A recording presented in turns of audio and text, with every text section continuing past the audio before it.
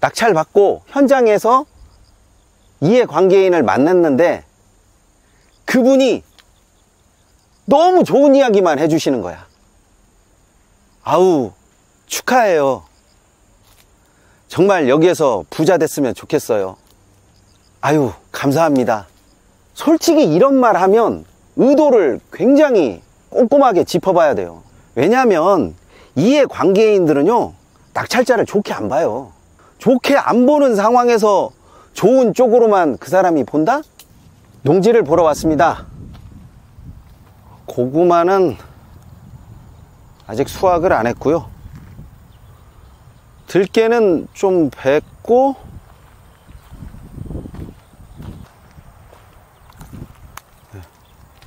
무를 심어 놓은 것 같아요. 홍밭도 좀 있고. 원래 고추는 손이 많이 가는 작물이기 때문에 이 정도도 하지 않으면 뭐 고추가 맺히지도 않죠. 현장을 보면 본인이 생각했던 거하고 많이 차이가 날 때가 굉장히 많아요. 물론 농지 같은 경우에는 길이 있냐 없냐 뭐 이런 것들을 많이 따지시는데, 길을 만드는 것도 그렇게 큰 일이 아니고요. 길을 없애는 것도 풀만 몇 번 베지 않으면 순식간에 없어지죠. 녹록길 같은 경우에는 더더욱이나 그렇습니다. 들깨는 베어서 이렇게 놨고, 아직 베지 않은 것은 이렇게 있는데, 아유, 여기는 그저 들깨를 그냥 뿌린 것 같아요. 심었다기보다. 또 이쪽은 풀 관리가 전혀 되지 않았고요. 경매 농지나 경매에 관한 관심을 좀 가지고 계신 분들은 현장에서 만나는 사람이 낙찰 전과 후가 많이 달라진다는 거 아마 공감하실 거예요. 낙찰 전에는 이 땅이 좋은 땅이다, 진입로도 이쪽으로 내면 된다, 뭐 이렇게 좋은 이야기 하시다가 낙찰 받고 가면 또 엉뚱한 이야기 하시는 분들도 꽤 많아요. 그래서 낙찰 전에 현장 임장을 다녀오시는 분들 같은 경우에는 그냥 혼자만 살짝 다녀오시면 좋겠어요. 자신이 꼭 봐야 될 것이 무엇인가 확인만 하고 오셔야 되는 거지, 막 여러 사람 몰고 가서 현장을 둘러본다? 이것은 좀 맞지 않다고 봐요. 얼마 전에 저희도 현장 임장을 다녀왔는데 많은 사람이 몰려가서 그런지 현장을 제대로 보지도 못했어요. 낙찰 전과 후가 달라지는 것은 내가 돈을 투입했느냐 투입하지 않았느냐 그 차이에서 갈리는 것도 있지만, 낙찰 후에는 좀 냉정하게 현실을 보게 되거든요. 낙찰 전에는 좋게만 보였던 것도 낙찰 후에는 절대로 그렇게 안 되거든요. 가끔 보증금을 포기한 사람의 이유가 뭐냐고 물어보시는 분들이 꽤 있어요.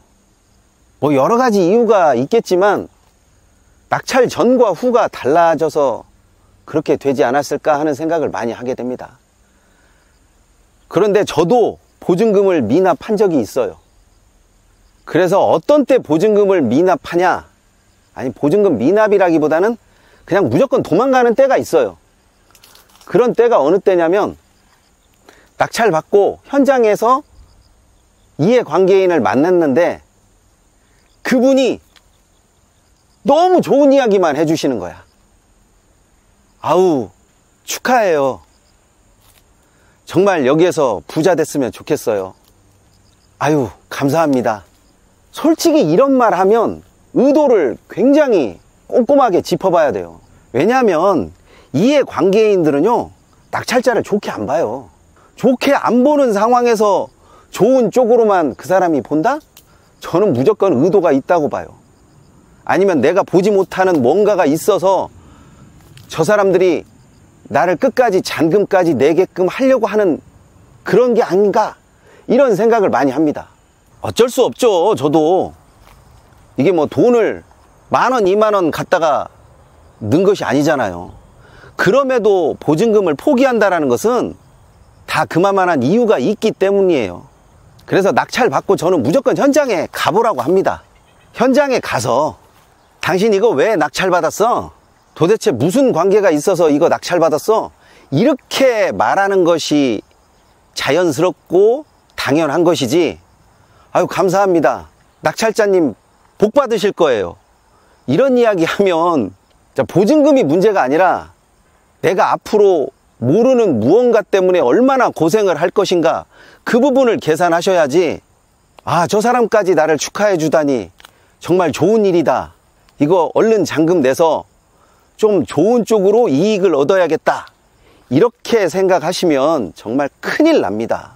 또 그렇게 되는 일도 없을 뿐더러 현장을 무조건 좋게 보시는 분도 있고 현장을 무조건 안 좋게 보시는 분도 있지만, 될 수 있으면 현장을 안 좋게 보고 그것을 어떻게 개선할 것인가, 그 부분을 봤으면 좋겠어요. 솔직히 뭐 농지 낙찰해서 고추 키워서 깨 수확해서 얼마나 나오겠어요. 저런 것으로 부자 됐다는 사람을 내가 본 적이 없어요. 또 저런 농사를 해서 이익을 크게 얻었다는 사람을 저는 본 적이 없어요. 그렇다면 이 부동산으로 인해서 수익을 거두려고 하면 내가 뭔가 속속들이 알고 해결 방법을 제시하고 이렇게 해야 이익을 얻을 수 있는 것이지, 그냥 좋게만 본다고 해서 이익을 얻을 수 있는 게 아니잖아요. 현장에 있는 사람들이 저에게 욕을 하고 비난하고 나무라고 이러면 저는 잔금까지 내고 제가 계획한 대로 밀고 나갈 겁니다. 그런데 그게 아니고 고마워요, 축하드려요, 자신의 부동산을 낙찰했다고서 사랑할 정도면 저는 무조건 잔금 납부는 포기하고 그냥 도망갑니다. 그게 정신건강에 훨씬 나아요. 그래서 보증금 미납한 경매 물건은 더더욱이나 중요하게 보시고요. 특히나 귀농 귀촌 하시는 분들, 마을의 분위기도 모르고 어떤 여건인지도 모르고 덜컥 부동산부터 매입을 하게 되면 뒤로 물를 수가 없는 경우가 정말 많이 생깁니다. 또 뒤로 물른다고 하더라도 금전적인 손실을 피할 수는 없거든요. 그러니까 꼼꼼하게 보고 꼼꼼하게 계획을 하라는 이야기죠. 좋아요와 구독하기는 꼭 좀 눌러주시고요. 더 궁금한 사항이 있으시면 언제든지 댓글로 요청하십시오.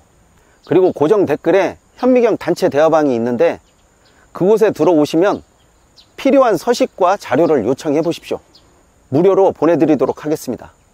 특히 잘못 낙찰한 물건 매각 불허가 신청하셔야 하잖아요. 그래야 보증금 돌려받죠. 매각 불허가 신청서도 보내드리도록 하겠습니다. 잘못 낙찰했다 싶으면 곧바로 매각 불허가 신청서 쓰세요. 이번 시간에는 여기까지 하도록 하겠습니다.